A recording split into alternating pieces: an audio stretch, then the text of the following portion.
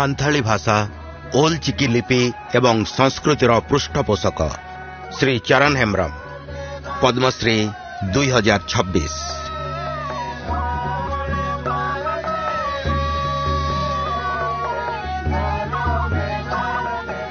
ଚରଣ ହେମ୍ବ୍ରମ ଏପରି ଜଣେ କର୍ମଯୋଗୀ ଯିଏ ନିଜର ସମଗ୍ର ଜୀବନ ସାନ୍ଥାଳୀ ଭାଷା, ଓଲ୍ ଚିକି ଲିପି ଏବଂ ଆଦିବାସୀ ସଂସ୍କୃତିକୁ ପରିଚୟ ଏବଂ ଭବିଷ୍ୟତ ଦେବା ପାଇଁ ଉତ୍ସର୍ଗ କରିଦେଲେ। ବାଲ୍ୟବସ୍ଥାରେ ହିଁ ଭାଗ୍ୟ ବାପାଙ୍କ ଛତ୍ରଛାୟାରୁ ବଞ୍ଚିତ କରିଦେଲା।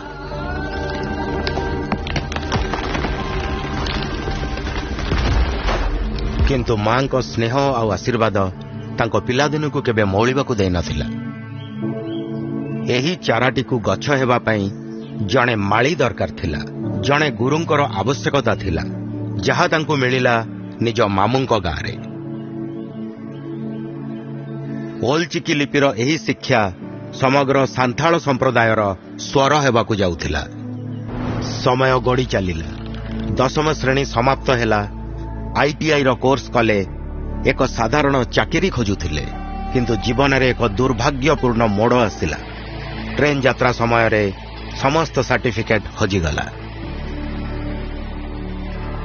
ହତାଶ ନିରାଶ ହେଇ ପୁଣି ଥରେ ଗୁରୁଙ୍କ ପାଖରେ ପହଞ୍ଚିଲେ। ଏହା କୌଣସି ଦୁର୍ଘଟଣା ନୁହେଁ, ଭାଗ୍ୟର ସଂକେତ ପୁଅ। ସାନ୍ଥାଳୀ ପଥ ନୁହେଁ, ଏକ ଗନ୍ତବ୍ୟ ସ୍ଥଳ। ଗୁରୁଙ୍କ ଏହି ବାକ୍ୟକୁ ନିଜ ଜୀବନର ଲକ୍ଷ୍ୟ ଭାବରେ ଗ୍ରହଣ କରି ସେ ବ୍ୟାକରଣ ଆଉ ସାନ୍ଥାଳୀ ଭାଷା ତଥା ସଂସ୍କୃତିର ବିକାଶ ପାଇଁ ଉତ୍ସର୍ଗୀକୃତ ଏକ ଯାତ୍ରା ଆରମ୍ଭ କଲେ। ସେ ଟିଚର ଟ୍ରେନିଂ ନେଲେ ଆଉ ଆରମ୍ଭ ହେଲା ସାନ୍ଥାଳୀ ପଢ଼େଇବାର ଯାତ୍ରା। ଗାଁରେ, ସ୍କୁଲରେ, ଆଶ୍ରୟସ୍ଥଳରେ ଆଉ କେତେବେଳେ ଗଛ ଛାଇରେ। ସମସ୍ୟା ଥିଲା, କିନ୍ତୁ ସେ ଅଟକିଲେ ନାହିଁ। ଗୋଟିଏ ପରେ ଗୋଟିଏ ଶହ ଶହ ଆଶ୍ରା କେନ୍ଦ୍ର ବନିଲା। ହଜାର ହଜାର ପିଲାଙ୍କୁ ମିଳିଲା ସାନ୍ଥାଳୀ ଶିକ୍ଷା, ଆଉ ସାନ୍ଥାଳୀକୁ ମିଳିଲା ଏକ ନୂଆ ଜୀବନ। ଏହି ପ୍ରୟାସ ଆଧାରରେ ତାଙ୍କୁ ସାନ୍ଥାଳୀ ସଚିବ ଭାବରେ ନିଯୁକ୍ତ କରାଗଲା। ଯେଉଁଠି ସେ ଅନୁଷ୍ଠାନଗୁଡ଼ିକୁ ଯୋଡ଼ିଲେ, ଆଶ୍ରାଗୁଡ଼ିକ ପାଇଁ ସ୍ୱୀକୃତି ବି ହାସଲ କରାଇଲେ।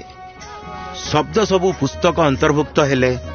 ସାନ୍ଥାଳୀ ପାଠ୍ୟକ୍ରମ ବି ସୃଷ୍ଟି ହେଲା, ଆଉ ରୋଜଗାର ପାଇଁ ଯୋଗ୍ୟତା। ତାଙ୍କର ଅକ୍ଲାନ୍ତ ପ୍ରୟାସ ସାନ୍ଥାଳୀକୁ ତାର ନିଜସ୍ୱ ସଙ୍ଗୀତ ଦେଲା। ତାଙ୍କ ରଚିତ ଗୀତ ଏବଂ ନାଟକ ସମଗ୍ର ସମ୍ପ୍ରଦାୟ ପାଇଁ ଜୀବନବ୍ୟାପୀ ପ୍ରତିବଦ୍ଧତାର ଏକ ରୂପ ହୋଇଗଲା। ଯେତେବେଳେ ଆମେ ଆମ ଭାଷାକୁ ଜୀବିତ ରଖୁ, ଭାଷା ଆମର ଅସ୍ତିତ୍ୱକୁ ଜୀବିତ ରଖେ।